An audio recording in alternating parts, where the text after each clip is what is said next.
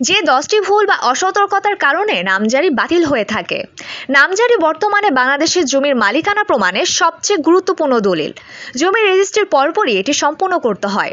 অনেকেই ভুলের কারণে নামজারির আবেদন করে বাতিলের সম্মুখীন হচ্ছেন। 1. দাগ নম্বরে ভুল। দলিলে ভুল দাগ নম্বর উল্লেখ থাকলে তা রেকর্ড অনুযায়ী মেলে না এবং নামজারি বাতিল হয়। 2. চৌহিদ্দিতে ভুল থাকলে নামজারি বাতিল হতে পারে। 3. ভোটার আইডি ও দলিলের নামের অমিল থাকলে নামজারি বাতিল হবে। 4. মালিকানা ধারাবাহিকতা ভুল হলে CSSARS রেকর্ড অনুযায়ী মালিকানা ইতিহাস সঠিকভাবে দলিলে উল্লেখ না থাকলে নামজারি হয় না। 5. খতিয়ান নম্বরে অমিল হলে নামজারি আবেদনটি বাতিল হবে। 6. জমির পূর্বে অন্যের নামে নামজারি হলে নামজারি আবেদনটি বাতিল হবে। 7. অর্পিত সম্পত্তি থাকা।